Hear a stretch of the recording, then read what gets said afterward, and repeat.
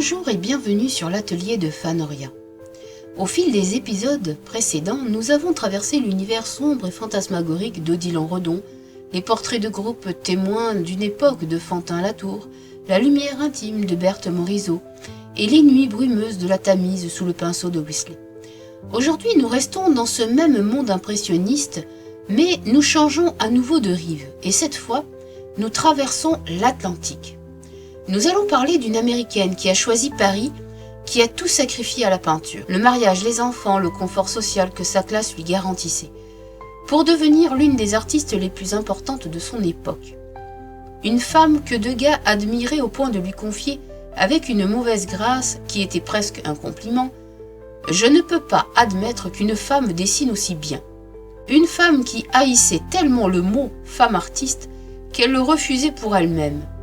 Une femme qui, au soir de sa vie, aveugle dans son château normand, aurait construit deux héritages superposés, le sien propre, celui d'une grande artiste, peintre, et celui de l'impressionnisme en Amérique, dont elle fut la principale architecte. Cette femme, c'est Mary Cassatt. Installez-vous confortablement. Mary Stevenson Cassatt, née le 22 mai 1844 à Allegheny City, une bourgade de la périphérie de Pittsburgh en Pennsylvanie.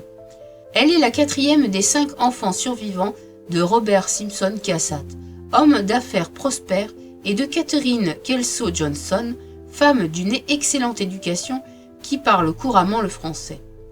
2 des 7 enfants du couple mourront en bas âge, Catherine et George, et un autre, Robert Kelso, atteint d'une maladie osseuse, décédera à l'âge de 13 ans. La famille Cassatt est d'une vieille bourgeoisie américaine, aux racines françaises. Elle descend d'immigrés huguenotes qui quittèrent la France après la révocation de l'édit de Nantes et s'installèrent en Amérique en 1662. La famille s'appelait alors Cossard. Le nom fut transformé en Cassatt vers 1800. Marie revendiquera toujours cette filiation avec la culture française. Et sa mère, Catherine, qui parlait la langue couramment, contribua à en faire une réalité dès l'enfance. En novembre 1851, alors que Marie n'a que 7 ans, la famille embarque pour l'Europe. Le voyage est motivé par 2 raisons. L'éducation des enfants dans des établissements de haute réputation et les soins médicaux pour le jeune Robert, atteint dans ses os. La famille s'installe à Paris, ville dans laquelle se trouve, à ce moment-là, une exposition universelle d'art et d'industrie. C'est peut-être là, fillette de 7 ou 8 ans, que Marie voit pour la première fois les grandes toiles des maîtres européens. Courbet, Corot, Delacroix, Ingres, exposés ensemble dans l'éclat d'une manifestation internationale. Elle garda de ses premières années parisiennes un souvenir fondateur. Des décennies plus tard, elle confiera « Au plus lointain de mes souvenirs, je me revois petite fille de 5 ou 6 ans apprenant à lire à Paris. » La famille séjourne ensuite en Allemagne, à Heidelberg et à Darmstadt, de 1853 à 1855. Marie y apprend l'allemand. Elle maîtrisera 3 langues. En 1855, les Cassatt rentrent aux États-Unis. De retour en Pennsylvanie, Marie grandit dans l'aisance d'une famille bourgeoise qui croit en l'éducation de ses enfants.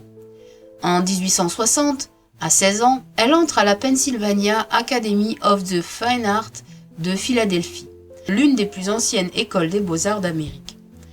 Elle y apprend les rudiments du dessin et de l'anatomie, mais cette formation l'insatisfait rapidement.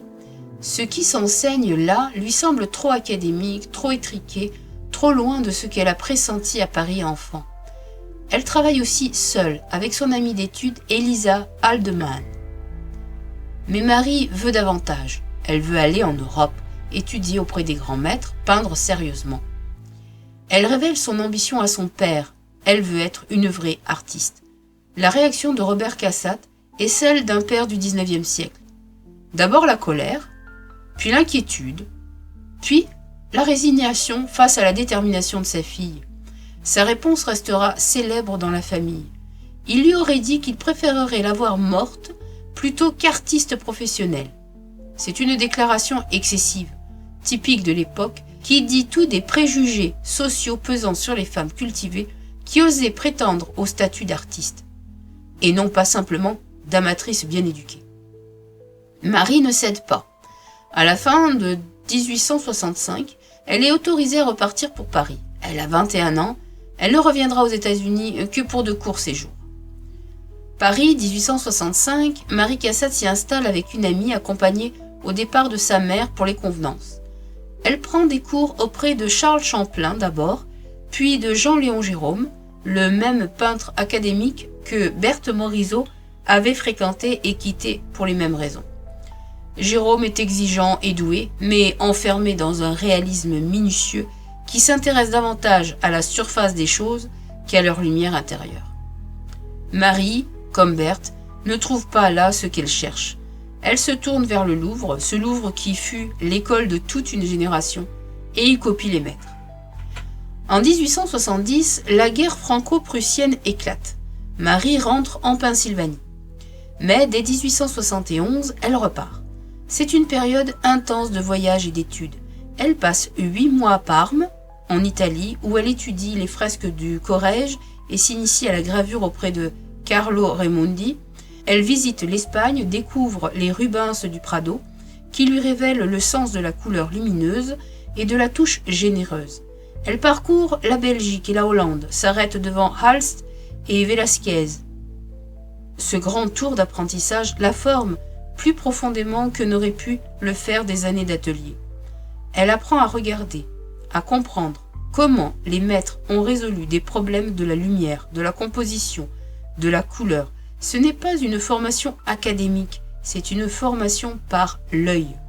En juin 1874, elle s'installe définitivement à Paris, rue Laval, près de la place Pigalle. Elle commence à exposer régulièrement au salon officiel. Ses tableaux sur le balcon durant le carnaval 1872, le torero et la jeune fille 1873 et Ida 1874 sont acceptés. Elle expose pendant 5 années consécutives, signant parfois sous le nom de Mary Stevenson pour ne pas être identifiée comme femme.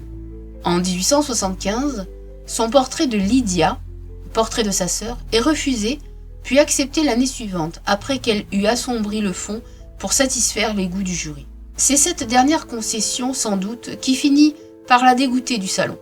Au fil de ses visites dans les galeries parisiennes, Marie Cassatt avait remarqué les pastels d'Edgar Degas. Sa réaction, qu'elle racontera plus tard, fut immédiate et décisive. C'est là que je voyais l'art tel que je voulais le voir. En 1874, l'un des tableaux de Degas exposé chez le marchand Durand-Ruel l'arrête net devant la vitrine, au point qu'elle y retourne plusieurs jours de suite. En 1877, Degas visite l'atelier de Marie Cassatt. Ce qu'il y voit le convainc. Il lui fait la proposition qui va changer le cours de sa vie, l'inviter à rejoindre le groupe des artistes indépendants, ceux que l'histoire appellera les impressionnistes. Elle accepte immédiatement et avec bonheur. Elle confiera « J'ai enfin pu travailler avec une indépendance complète, sans me soucier de l'opinion d'un jury. » Degas et Cassatt, c'est l'une des plus belles et des plus complexes amitiés de l'histoire de l'art du XIXe siècle. Ils ont en commun le goût du dessin précis et du cadrage inattendu, influencés par la photographie et par les estampes japonaises. Ils partagent un intérêt pour les scènes de la vie quotidienne saisies sans après. Ils se retrouvent aussi dans les refus de compromis avec l'académisme et dans une certaine sécheresse de tempérament, une impatience devant la médiocrité. Mais leur relation est faite de heurts, autant que d'admiration. Degas est misogyne, mordant, difficile. Il rend visite à Marie dans son atelier, critique son travail, parfois jusqu'à intervenir directement dans ses toiles. C'est ce qui se passe avec le tableau Petite fille dans un fauteuil bleu, peint vers 1877-1878. Degas retouche lui-même le fond de la toile. Marie Cassatt le reconnaîtra franchement dans une lettre à Ambroise Vollard en 1905. Degas m'a donné des consignes sur le fond et l'a même peint en partie. Ce n'est pas une histoire de rivalité ou d'usurpation, C'est l'histoire de deux artistes travaillant dans une proximité intellectuelle si grande qu'ils interviennent naturellement dans l'œuvre l'un de l'autre. Voici d'ailleurs l'anecdote la plus révélatrice de leur relation. En 1892, Cassatt expose une série d'estampes en couleurs inspirées par les maîtres japonais. Un travail d'une maîtrise technique et d'une originalité formelle exceptionnelle. Degas, qui avait vu les toiles, est partagé entre l'admiration et ce que ses biographes décriront poliment comme de la jalousie. Il aurait dit « Je ne peux pas croire qu'une femme dessine aussi bien ». C'est un compliment enveloppé dans un préjugé, mais chez Degas, c'est aussi le plus grand compliment qu'il puisse formuler. En 1877, les parents de Marie et sa sœur Lydia s'installent à Paris. Ce déménagement de la famille a des conséquences décisives sur son œuvre. Pendant des années qui suivent, ses proches deviennent ses modèles principaux. Sa sœur Lydia, élégante, souriante, disponible, apparaît dans des dizaines de tableaux. Lydia, dans une loge portant un collier de perles, 1879. Lydia, travaillant à la tapisserie, 1880. Automne, portrait de Lydia Cassatt, 1880. Lydia souffre d'une maladie du foie qui l'affaiblit progressivement. Elle mourra en 1882. La douleur de cette perte est perceptible dans le travail de Marie des années suivantes. Une intensification du thème de la tendresse, de la vulnérabilité du vivant. Son frère, Alexander, est lui aussi peint ainsi que ses neveux. Les enfants d'Alexander, lors des étés passés à Louvciennes au bord de la Seine, et dans ses scènes familiales, dans ses intérieurs bourgeois, dans ses jardins d'été, Marie Cassatt développe progressivement ce qui deviendra sa signature, la représentation des femmes et des enfants avec une vérité psychologique et une chaleur que les critiques de l'époque n'avaient guère l'habitude de voir dans la peinture. Il faut s'arrêter ici sur un choix personnel que Marie Cassatt a fait, et qui n'était pas une évidence à l'époque. Elle ne s'est jamais mariée. Elle n'a jamais eu d'enfant. Elle a refusé toutes les propositions qu'on lui a faites, toutes les occasions sociales que sa classe lui offrait. Ce n'est pas qu'elle fuyait les hommes ou l'amour, c'est qu'elle avait compris très tôt que le mariage était pour une femme de son milieu la fin de la peinture sérieuse. Elle avait vu ce qu'il était arrivé à sa contemporaine Berthe Morisot, qui, malgré un mari compréhensif et aimant, avait dû négocier en permanence sa liberté de peindre avec les contraintes de la vie quotidienne et maternelle. Elle avait compris, encore plus douloureusement, ce qui était arrivé aux femmes artistes qui avaient tout sacrifié à l'art et n'avaient rien, ni reconnaissance, ni ressources, ni famille. Elle choisit la troisième voie. L'art, la famille comme sujet mais pas comme prison, et l'indépendance financière garantie par la fortune paternelle. Ce choix-là lui coûta quelque chose. Elle le dit rarement, mais dans certaines lettres, la mélancolie transparaît. Elle qui a peint toute sa vie des mères et des enfants avec une tendresse infinie, n'en a jamais eu. Parlons maintenant de ces tableaux, car ils constituent la preuve la plus éloquente de ce que Marie Cassatt a accompli. Petite fille dans un fauteuil bleu, vers 1877-1878, National Gallery of Art Washington, est sans doute son œuvre la plus connue. Une fillette, enfant d'une amie de Degas, est affaissée avec nonchalance dans un grand fauteuil bleu tapissé. À côté d'elle, un griffon bruxellois somnole dans un autre fauteuil. La composition est décentrée, asymétrique, le cadrage tronqué à la manière japonaise. La fillette n'est pas posée en poupée sage, elle est avachie, les jambes devant elle, le regard perdu dans l'ennui. C'est une image d'une modernité saisissante. L'enfant n'est pas une icône. Elle est une petite personne avec ses propres états d'âme. Le tableau fut refusé par le pavillon américain de l'exposition universelle de 1878, puis exposé au 4e salon impressionniste de 1879. Le chien, précision savoureuse, est Baptiste, le griffon offert à Marie par Degas lui-même. À l'Opéra, 1879, Museum of Fine Art de Boston, représente une jeune femme dans une loge de théâtre, jumelle à la main, scrutant la scène avec une concentration intense. Dans le fond, un homme, dans une autre loge, la lorgnette à son tour. C'est une image subversive et spirituelle. La femme regarde, elle n'est pas seulement regardée. Elle est le sujet actif et non l'objet de la contemplation masculine. Le bain de l'enfant, 1893, Art Institute of Chicago, est l'un des chefs-d'œuvre de sa maturité. Une femme, nounou ou mère, on ne sait, tient dans ses bras un jeune enfant dont elle lave le pied dans une cuvette. La composition est vue d'en haut, à la manière des estampes japonaises. Les deux figures sont comprimées dans un espace plat. Les aplats de couleurs rappellent l'ukiyo-e. C'est une image de tendresse domestique, d'une beauté formelle stupéfiante.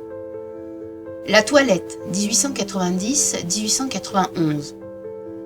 Aquatinte, en couleurs conservées dans plusieurs collections dont le musée d'Orsay, est l'un des sommets de son œuvre graphique.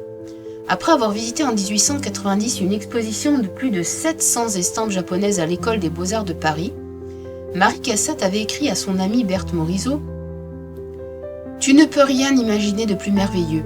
Je suis entrée en extase. » Elle s'était mise au travail immédiatement et cette série de 10 aquatintes en couleurs, combinant pointe sèche et aquatinte, en est le fruit.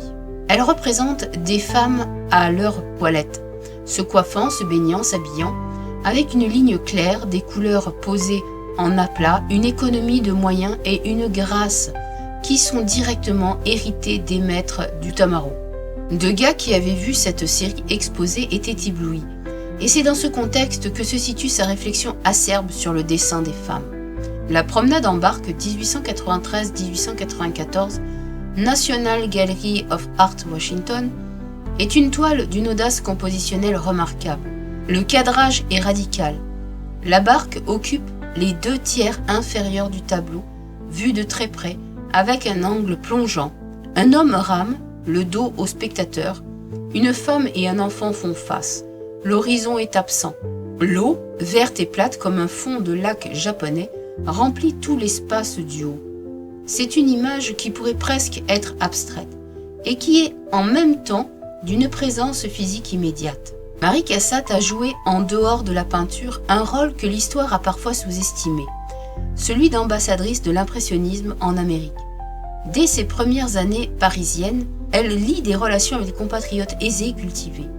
En 1873, alors jeune femme fraîchement arrivée à Paris, elle conseille à une adolescente de 17 ans, Louisine Elder, future Madame Havenmeyer, d'acheter un pastel de Degas.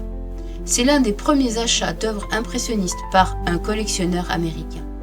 Cette recommandation anodine, en apparence, va changer l'histoire des musées américains, car Louisine Elder épousera Henry Osborne Havenmeyer, l'un des hommes les plus riches d'Amérique, et ensemble ils constitueront l'une des plus grandes collections d'art impressionniste au monde, guidée tout au long par Marie Cassatt.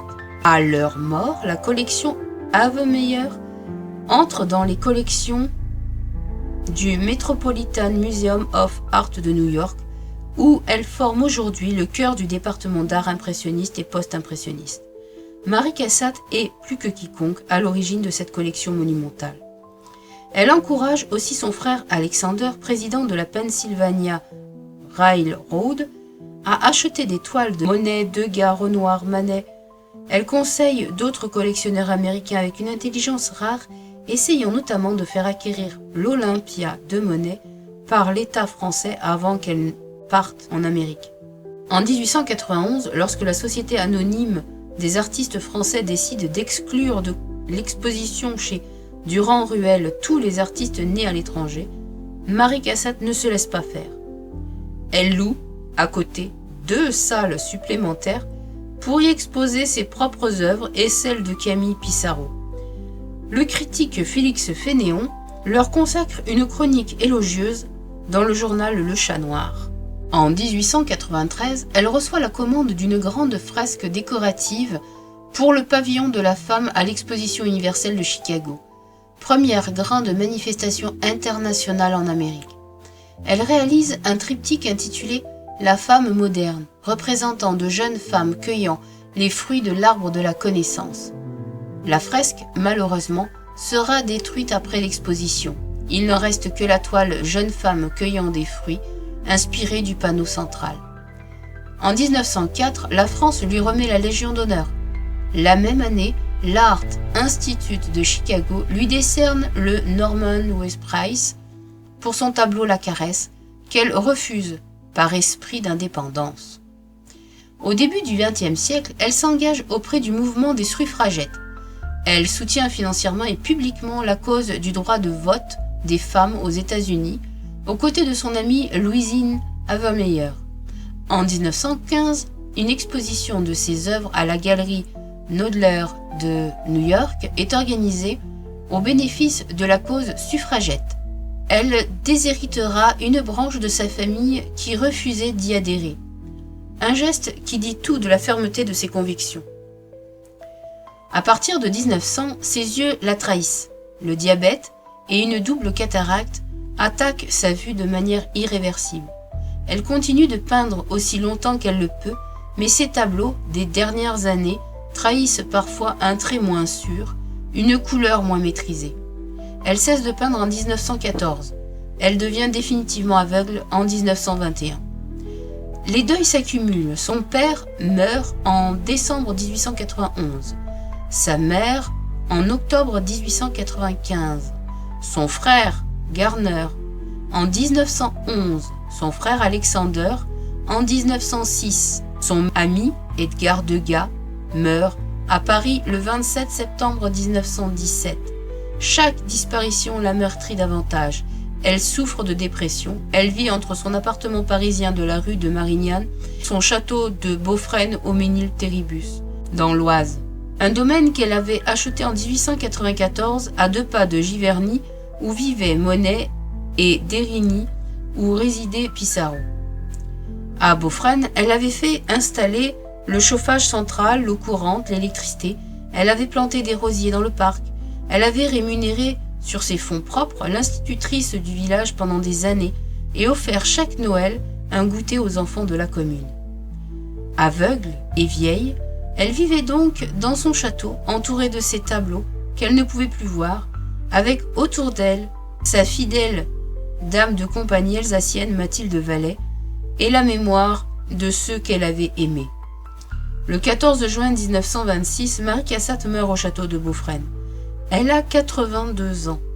Elle est inhumée dans la tombe familiale du cimetière de Ménil-Théribus, aux côtés de ses parents et de ses frères. Son héritage est double et immense. Comme peintre, elle laisse une œuvre d'une cohérence et d'une qualité admirable. Des centaines de tableaux, de pastels, d'estampes, de dessins. Ses toiles figurent dans les grandes collections américaines, le Metropolitan Museum de New York, l'Art Institute de Chicago, la National Gallery de Washington, et dans quelques musées français, notamment le musée d'Orsay. Sa série d'aquateintes en couleurs de 1890-1891 est universellement reconnue comme l'une des réalisations les plus originales de la gravure impressionniste. Comme conseillère et ambassadrice, elle a littéralement construit le goût américain pour l'impressionnisme. La collection Havemeyer au Metropolitan, qui comprend des dizaines de chefs-d'œuvre de Degas, Manet, Monet, Renoir, Cézanne, et son œuvre autant que celle de Havemeyer eux-mêmes. Enfin, elle reste une figure pionnière dans l'histoire des femmes artistes. Elle a prouvé par sa vie et par son œuvre qu'une femme pouvait être une grande peintre, pas une femme peintre catégorie qu'elle détestait et refusait, mais une peintre tout court. Degas lui-même, malgré ses préjugés, ne pouvait pas faire autrement que de la reconnaître. Avant de nous quitter, voici une question pour vous. Marie Cassatt a peint toute sa vie des mères et des enfants, alors qu'elle n'avait ni mari ni enfant. Elle a peint la tendresse familiale de l'extérieur avec les yeux d'une observatrice attentive et peut-être un peu mélancolique. Et vous, pensez-vous qu'on peut représenter avec justesse ce qu'on n'a pas vécu soi-même ? Ou bien est-ce que l'art a précisément ce pouvoir de combler ce qui manque, de créer ce qu'on n'a pas ? La réponse de Marie Cassatt est dans ses tableaux. Personne n'a jamais peint la relation d'une mère à ses enfants avec plus de vérité que cette femme qui n'a jamais été mère. C'est peut-être là le plus beau paradoxe de l'art. Il permet de connaître ce qu'on n'a pas vécu. Merci infiniment de m'avoir écouté. Prenez soin de vous et à très bientôt.